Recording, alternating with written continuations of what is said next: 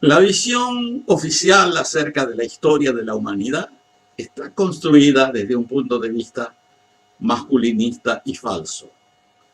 Gran parte de los antropólogos e historiadores repiten una versión que procura enfatizar el rol del varón y relegar a un segundo plano el papel que cumplieron y cumplen las mujeres. De acuerdo a ella, los primeros hombres, entre comillas, fueron cazadores y recolectores. La tarea más importante y supuestamente difícil de la caza quedaba en manos de los varones, mientras que las mujeres estaban apenas relegadas a la recolección de frutos y de hierbas. Hoy sabemos que esta visión es errónea. Algunas investigaciones rigurosas recientes sobre pueblos tradicionales, cazadores y recolectores muestran que la actividad femenina de la recolección es fundamental, que ocupa la mayor parte del tiempo de trabajo comunitario, luego de las interacciones sociales, y proporciona el grueso de la alimentación.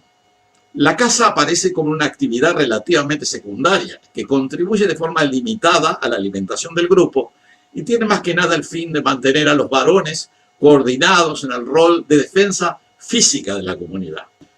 Siempre de acuerdo a la versión oficial masculinista, en tiempos posteriores, el hombre, referido a la especie humana, ¿no?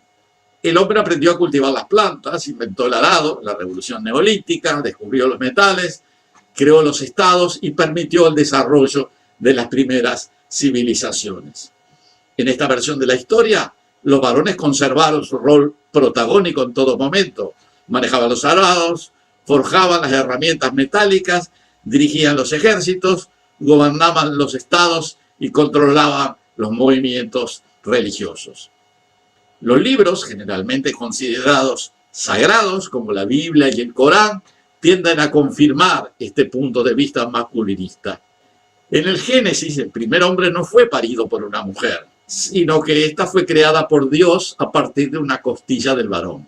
La Santísima Trinidad evangélica incluye un padre y un hijo, varones, y el Espíritu Santo, cuyo sexo permanece indefinido.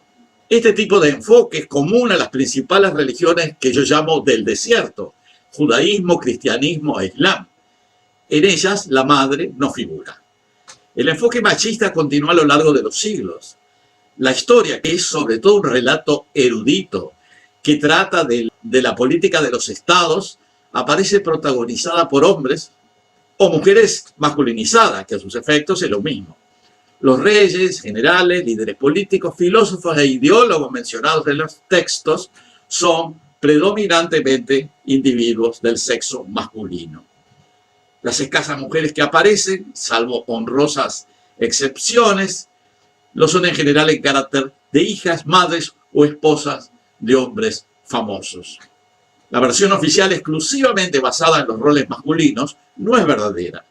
Surge de una secuencia de falsificaciones y se extiende a las culturas contemporáneas, deformando la historia con el fin no confesado de mantener a los varones en una situación de predominancia y poder. Algunos ejemplos de la historia que ilustran lo que acabamos de explicar y describir. Estaría hablando sobre el extraño mundo de los dioses aztecas. Coatlicue es una deidad azteca relacionada con el origen de esta nación mesoamericana. De acuerdo a las creencias aztecas, era la madre original que vivía en Aztlán, un territorio mitológico de donde se suponía que provenía este pueblo y que habría estado ubicado al norte de la meseta mexicana, en alguna laguna de la costa del Océano Pacífico.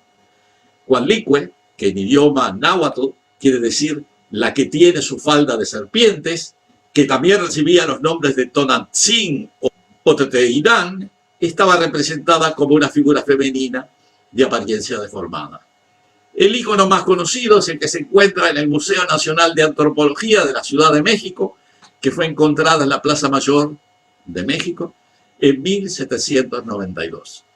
Es una estatua de 24 toneladas y 3,5 metros de altura, donde la deidad se encuentra con su característica falda de serpientes. Sin embargo, se pueden ver serpientes por todo el monumento y sustituyendo partes de la anatomía. La cabeza es sustituida por dos cabezas de serpiente, que se ven enfrentadas como el símbolo de la dualidad intrínseca de la relación entre la vida y la muerte. En la base de la estatua está Tlaltecuhtli sosteniendo dos cráneos en las plantas de los talones de la diosa. Tlaltecuhtli se identifica como la diosa o dios de la tierra, del cual nació el orden, las plantas y la humanidad. En la mitología náhuatl, Coatlicue tenía una hija llamada Coyolxauhqui, representación lunar y líder de los Tzentzohuitznahuac, dioses de estrellas también llamados los 400 surianos. La veneración de Coyolxauhqui fue anterior al establecimiento azteca en el Valle de Anahuac, que es el Valle de México. Al llegar los aztecas al valle, donde se fundaría más tarde su ciudad capital, Tenochtitlán, procuraron eliminar a Coyolxauhqui, entidad femenina lunar, introduciendo la figura mitológica y masculina de Huitzilopochtli. Huitzilopochtli era una deidad guerrera que la mitología azteca terminaría matando a su propia hermana. Este mito mostraría la imposición de una simbología patriarcal de los invasores sobre las sociedades matriarcales preexistentes. Supuestamente, el nacimiento de Huitzilopochtli, de acuerdo al mito, ocurrió cuando Coatlicue halló una pluma de colibrí y la puso en su vientre, quedando embarazada. Coyolxauhqui, furiosa al enterarse de que su madre estaba embarazada, guió a sus hermanos, que les llamaba los 400 surianos, hacia Coatepec, donde se encontraba su progenitora para matarla y así redimir la ofensa. Al llegar los hijos a Coatepec, Coatlicue dio a luz a Huitzilopochtli, quien nació vestido de guerrero y armado, listo para defender a su madre. Según el mito, Huitzilopochtli venció a los surianos, decapitó a su hermana, mandó su cabeza al cielo para que su madre pudiera verla cada noche y arrojó su cuerpo montaña abajo, al pie de la cual quedó desmembrado. La representación material de Coyolxauhqui descuartizada se puede observar en un monolito que fue encontrado en la base de las escaleras del Templo Mayor en febrero de 1978, mientras trabajadores de la Compañía de Luz y Fuerza del centro realizaban excavaciones para el cableado subterráneo. El monolito tiene 320 centímetros de diámetro y en él se observa la diosa desmembrada con la cabeza, brazos y piernas separadas alrededor de su cuerpo, rodeada de serpientes y cráneos. Al mismo tiempo que mataban al mito de Coyolxauhqui, los aztecas imponían una sociedad patriarcal y guerrera que los llevó a construir un imperio que sería derrotado al producirse la invasión española.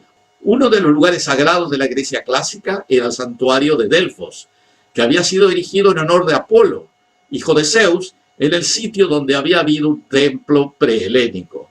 Durante mucho tiempo, Delfos fue considerado un símbolo de la unidad helénica. En tiempos antiguos, en ese lugar, se encontraba un oráculo donde se practicaba un culto a la madre tierra, Gaia o Demeter, y a su hija, la serpiente.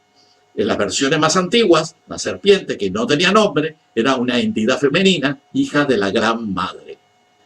Luego, el santuario fue conquistado por pueblos invasores, quienes sustituyeron el culto a Gaia por el culto a Apolo, hijo de Zeus.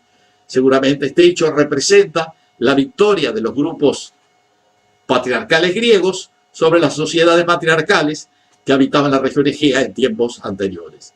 Si bien desde esa época el templo fue dedicado a Apolo, las creencias prehelénicas sobrevivieron en forma sincrética en las nuevas ceremonias. La serpiente, hija de la madre tierra, pasó a ser de sexo masculino y su nombre Pitón. De allí que las sacerdotisas de Delfos se llamasen pitonisas. Delfos, que quiere decir en griego matriz o útero, estaba ubicada sobre una piedra situada exactamente en el lugar donde supuestamente se habían encontrado dos águilas que había enviado Zeus. Ese sitio preciso, centro del templo, era denominado ónfalos, que quiere decir ombligo, mientras que el recinto sagrado se denominaba stomios, que significa vagina o boca, que a su vez estaba atravesado por la hendidura o chasma, de donde salían vapores que producían embriaguez. Esos vapores se llamaban entusiasmos. Probablemente dichos vapores eran producidos por la quema de cáñamo, cannabis, o alguna planta solanácea.